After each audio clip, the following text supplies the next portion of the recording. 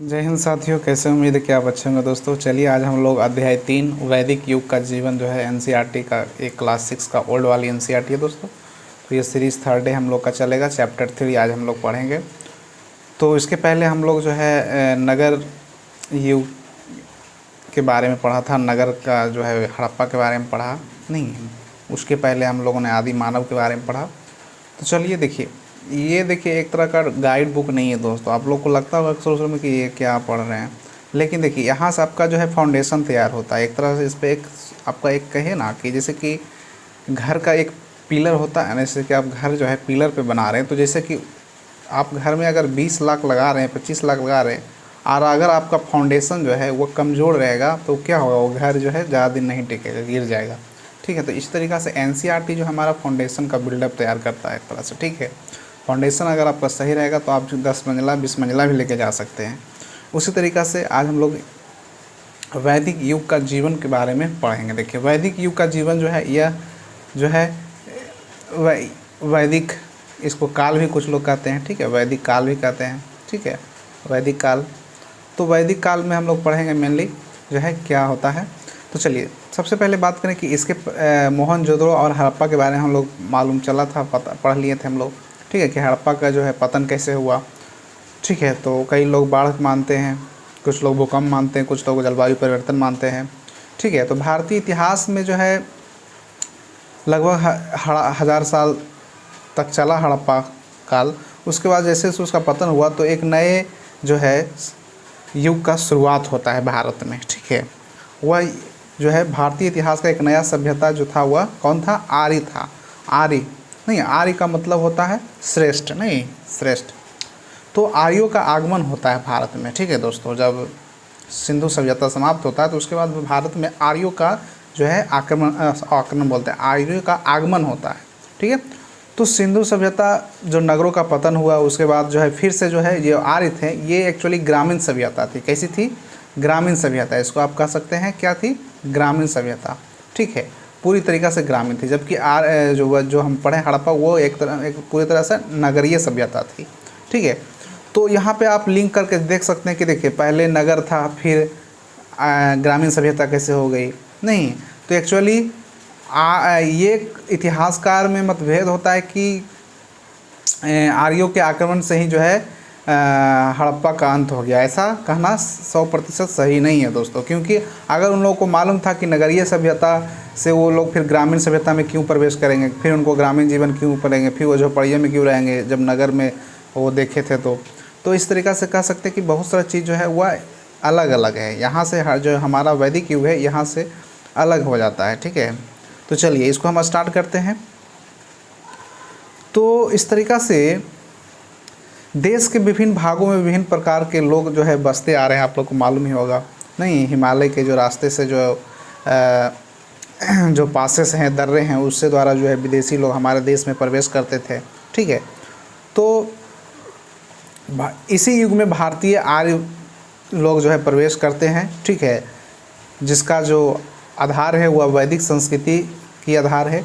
बोलने वाले लोग पश्चिमोत्तर भारत में प्रकट हुए। हमें नहीं जानते हैं कि वे लोग कहाँ से आए, नहीं, शायद वे उत्तर पूर्वी ईरान से आए हों। आर्य के बारे में बात कर रहे हैं हम, शायद वो उत्तर पूर्वी ईरान से आए हों, या कैस्पियन सागर के समीप से आए हों, या मध्य एशिया से आए हों, या पश्चिम एशिया से आए हों, या यूरोप से आए हों, या अंटार्कटिका से आए हों। कहने का अर्थ है कि आर्य भाषा जो है एक्चुअली ये कहाँ से आए कोई 100% 100% नहीं लगा सकता है कि ये यहाँ से आए थे। तो आर्य भाषाओं को हम भारतीय आर्य या इंडो आर्य भी कहते हैं। उनकी प्रजाति के बारे में कुछ नहीं जानते हैं कि ये लोग कहाँ से आए, कहाँ के प्रजाति थे। ठीक है, तो यह पश्चिमोत्तर भारत से पहले आबाद लोगों की प्रजाति से भिन्न थे या नहीं थे, यह अभी कोई किसी को मालूम नहीं था इस चीज़ के बारे में। ठीक है, इतिहासकार जो है एक तरह का अनुमान ही लगा के कई सारी चीज़ों को रखते हैं, और जो सोर्सेस होते हैं इतिहास के। तो ऐसा नहीं कि जो आर्य आए थे तो उस समय जो है हमारा जो सप्त सिंधु प्रदेश था वहाँ पे लोग पहले से निवास रह रहे थे। वहाँ से लोग पहले से कुछ जनजातियाँ वहाँ निवास कर रहे थे। ठीक है, ये लोग बाहर से ही आए थे, ये तो कन्फर्म रही अब। तो भारतीय इतिहास के इस काल को वैदिक युग कहते हैं, क्योंकि इस युग में इतिहास की रचना वैदिक साहित्य के स्रोतों के आधार पर की जाती है। परंतु पिछली पिछले 40 वर्षों में वैदिक युग के इतिहास के लिए पुरातत्व विज्ञान के भी सबूत मिले हैं। जिन क्षेत्रों में आर्य भाषाओं की संस्कृति का विकास हुआ वहाँ ऐसे लोगों की बस्तियाँ थी जो पशुचारी, कृषक या फिर खास प्रकार के जो है चीज़ों का जो है बर्तन बनाते थे, ठीक है, धूसर या चित्रित मेढ़भांड ये सब इस्तेमाल करते थे। नहीं तो मिट्टी के बर्तन मिले हैं, इस तरीक़ा से पके हुए मिले हैं, ठीक है। तो जो साहित्यिक स्रोत था पुरातात्विक, ये दोनों स्रोतों के आधार पर जो है वैदिक युग का इतिहास का रचना जो है संभव हुआ। दोस्तों यह समझा जाता है कि वैदिक संस्कृति जो है पहले से विद्वान स्थानीय संस्कृति के कुछ विचारों तथा रीति रिवाजों और कुछ नए विचारों तथा रीति रिवाजों का मिश्रण का परिणाम है। जैसे कि कोई बाहरी हमारे देश में आए और जो हमारे देश का जो संस्कृति है, कल्चर है, भाषा है, और जो बाहरी लोग आए तो उनका जो है दोनों का मिश्रण होकर एक नया जो है सभ्यता का विकास होता है। दोस्तों एक नया संस्कृति का जन्म होता है, एक नया भाषा का जन्म होता है, ठीक है। तो आर्य सबसे पहले जो है बसे थे भारत में, तो वह पंजाब में बसे थे, ठीक है। उसी को हम सप्त सिंधु प्रदेश कहते हैं, सप्त नदियों का प्रदेश, उसको हम सप्त सिंधु प्रदेश कहते हैं, ठीक है। धीरे धीरे वे दक्षिण पूर्व की ओर आगे बढ़े, फिर दिल्ली के ठीक है, दिल्ली के उत्तरी प्रदेश में आबाद हुए। उस समय यहाँ के पास ही सरस्वती नदी बहती थी, ठीक है, परंतु अब इस नदी का जल सूख गया, आप लोग को मालूम ही होगा, सरस्वती नदी अब सूख गया। तो आर्यभाषी लोग कई सालों तक जो है रहे और इन्हीं क्षेत्रों में उन लोग जो है निवास करते थे, और इन्हीं क्षेत्रों में रहकर जो है जो हमारा यूपी के आसपास वाला इलाका है, ठीक है, दिल्ली के आसपास वाला इलाका जो है दक्षिण पूर्व जो हमारा है, ठीक है, तो इन्हीं इलाकों में रह जो सरस्वती नदी जहाँ से बहती थी, तो उन्हीं इलाकों में रहकर ये लोग जो है सूक्तों का संग्रह किया, मतलब सूक्तों का संग्रह, मंत्रों का संग्रह किया और ऋग्वेद को तैयार किया, ठीक है। इसी प्रदेश में कुरुक्षेत्र का मैदान है। समझा जाता है कि कुरुक्षेत्र इसी मैदान में पांडवों और कौरवों का भी युद्ध हुआ था। कुछ समय बाद आर्य लोग पूर्व की ओर गंगा की घाटी में आगे बढ़े, जैसे जैसे फिर वो लोग जंगलों को साफ करते गए, फिर और आगे बढ़े। इससे कुछ जंगलों में उन्होंने जलाकर साफ किया, ठीक है, कुछ को लोहे की कुल्हाड़ियाँ काट कर साफ किया, कुछ लोहे को औजार बनाकर साफ किए।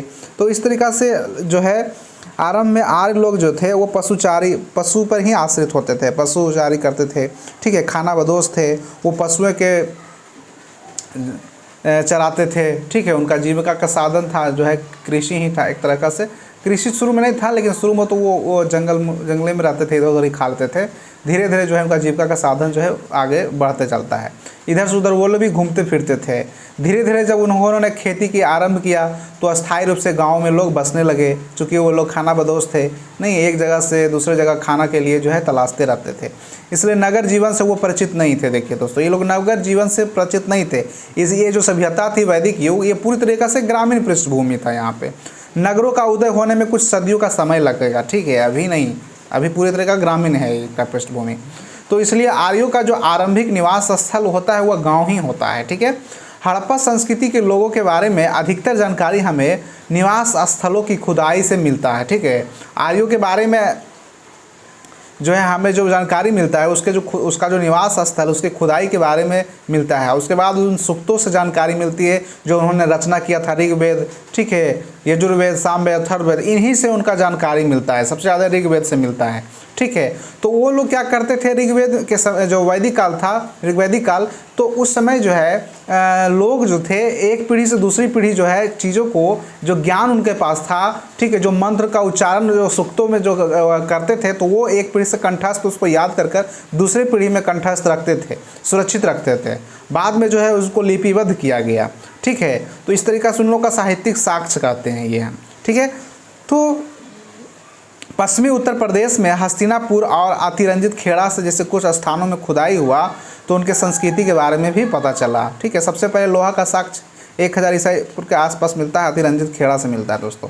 तो आर्यों ने अपने देवताओं की स्तुति के लिए सूक्तों का रचना किया। सूक्तों का मतलब मंत्रों का रचना किया है उन्होंने अपने धार्मिक अनुष्ठानों, कार्यों, पूजा पाठ के बारे में भी नियम बनाए हैं। इनकी जानकारी जो हमें मिलती है वह चारों वेदों से मिलती है, ऋग्वेद, यजुर्वेद, सामवेद तथा अथर्ववेद से। उन्होंने अपने राजाओं और वीरों के जीवन, पराक्रम तथा युद्धों के बारे में भी कई कविताएं लिखे, ठीक है।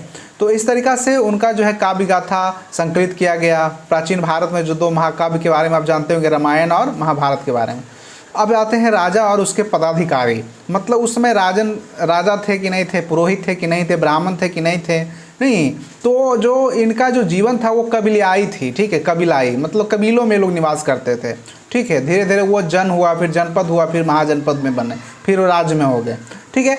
तो उस काल का समाज जो था वो कबीला या फिर जनजातियों में बटा हुआ था। प्रत्येक कबीला एक खास प्रदेश में बसा हुआ था, लेकिन कबीले का अक्सर आपस में लड़ाई करते थे। वो लोग देखिए, आज भी देखिए एक जगह रहने वाले लोग लड़ाई जरूर होता है, ठीक है, जैसे कि भारत पाकिस्तान में, नहीं भारत चीन में। तो पशुओं के झुंड के लिए चारागाह की आवश्यकता होती थी। तो इन चारागाहों को वे लोग अधिकतर कबीलों में लड़ाई होती थी, जिनके चलते जो है एक कबीले का राजा या सरदार होता था, जो पर्याप्त बल तथा शीर्ष के आधार पर चुना जाता था।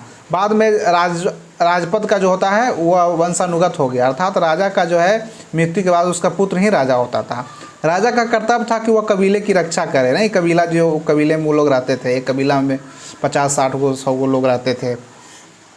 तो राजा कबीले की इच्छा के अनुसार शासन करता था और इसमें कई व्यक्ति उसकी मदद करते थे।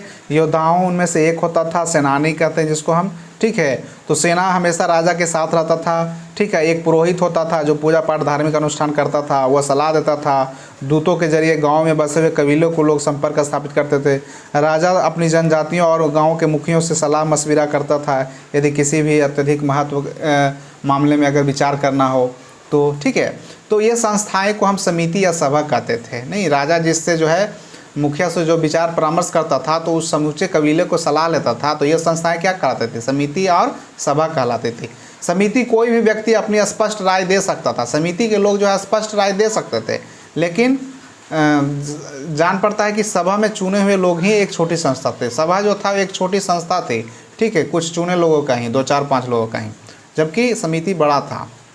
अब आते हैं ग्रामीण। ग्राम उस समय का कैसा था? कबीला छोटी से छोटी इकाइयों में बटा हुआ था, जिसे हम ग्राम कहते हैं।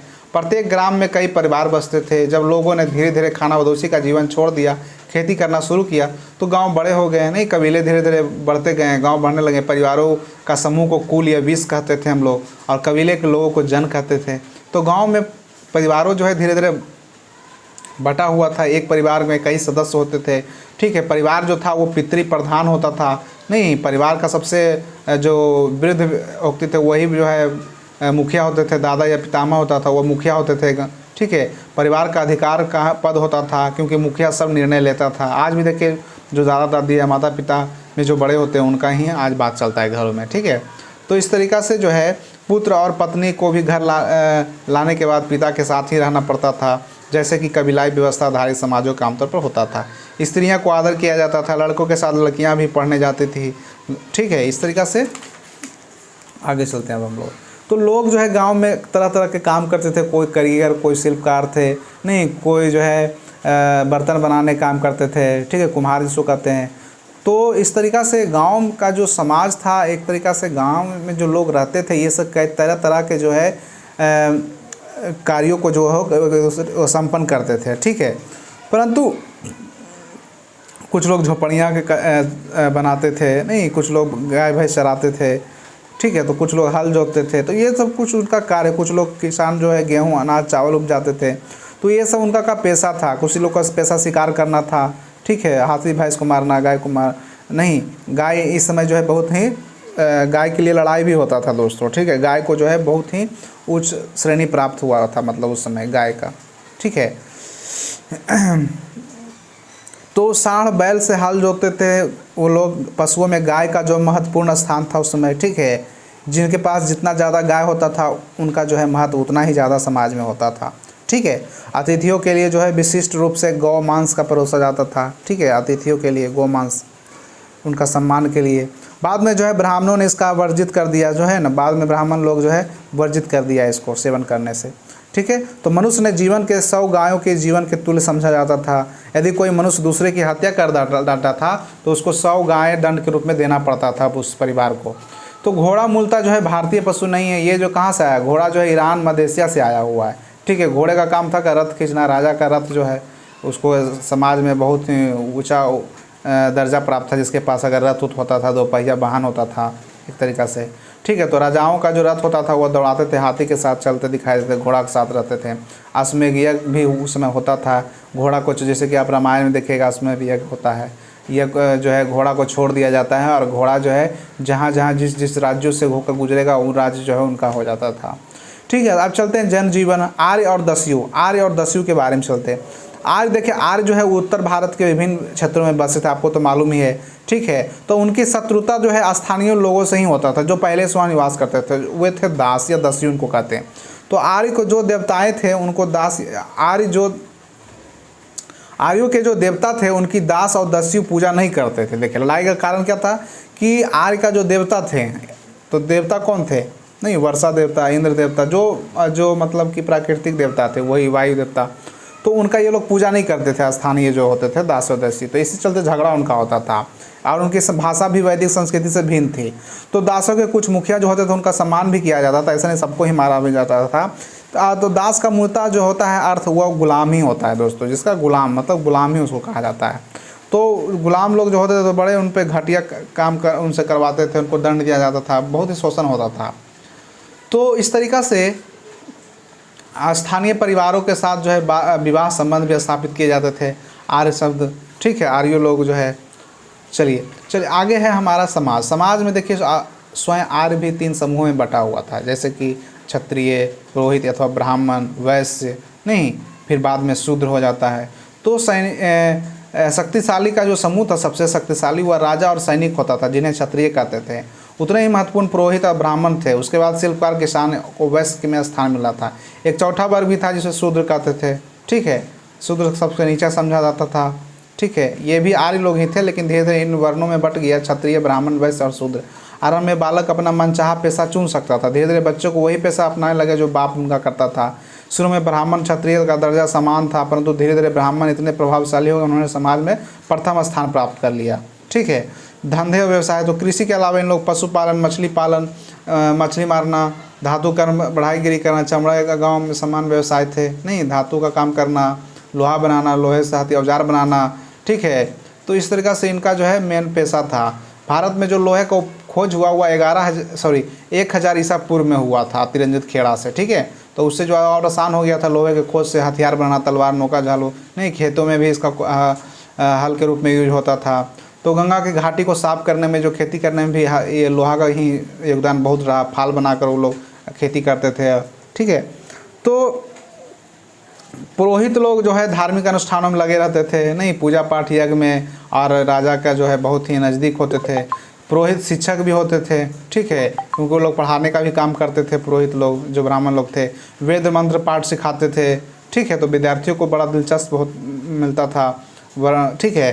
तो शिष्य जो है गुरु को पाठ दोहराते थे, ऐसा लगता है मानो वर्षा के आगमन पे पहले मेढक टर्टर कर रहे हों। पुरोहित गांव के वैद्य भी होते थे, उन्हें जड़ी बूटी का ज्ञान भी होता था। अगर कोई बीमार पड़ता तो उनको दवा दारू भी वही लोग करते थे और उनको बुलाया जाता था।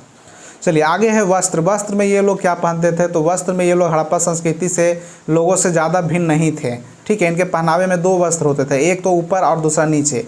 एक पोशाक टखनों तक होता था, टहनों तक, और दूसरा सिर में पगड़ी होती थी। आभूषण का भी इस्तेमाल ये लोग करते थे, गहने में स्वर्ण धातु का इस्तेमाल ये लोग करते थे। स्त्रियाँ मणि मलिकाएँ भी पहनती थी, सीपियाँ, मोती भी, ठीक है। जो ज़्यादा अमीर थे वो सोने चांदी भी पहनते थे। मनोरंजन की बात करें तो रथ दौड़, घोड़ा दौड़, ये सब जो इनका बहुत ही शौक था। संगीत में कलाकार भी उसमें होते थे, बांसुरी बजाते थे, वीणा बजाते थे, चित्रकार भी होते थे, जुआ खेलना इनका मनोरंजन था। आहार की बात करें तो वो लोग छाछ के दूध पीते थे, खूब मक्खन घी खाते थे, फल सब्जियां, मांस खूब खाया जाता था।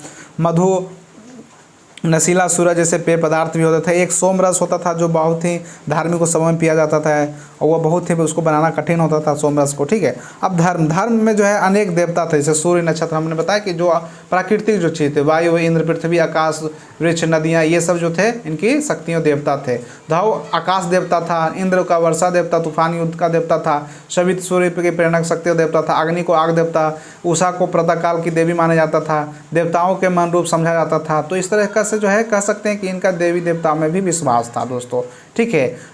तो यह समझा जाता था कि देवता स्त्री पुरुषों में की कृपा करते हैं, परंतु वह स्पष्ट हो जाते हैं, उनका क्रोध भयानक होता था और उनको संतुष्ट करना, इसलिए इंद्र के प्रिय देवता उनका था। सबसे जो प्रिय देवता थे वो कौन थे, इंद्र थे, ठीक है, ऋग्वैदिक काल में, क्योंकि वह जो है पराक्रमी था, आर्यों का शत्रुओं को राक्षसों का विनाश करता था। आर्यों में ऐसा विश्वास था कि जो पंडित लोग या ब्राह्मण लोग जो यज्ञ करते थे उनसे देवता संतुष्ट होते हैं, और जो है वो लोग जो है पूजा पाठ करते थे, मंत्रों को उच्चारण करते थे, बलि देने का भी प्रथा था, ठीक है। तो पशुओं को अन्न, पशु को वस्त्र दिए जाते थे।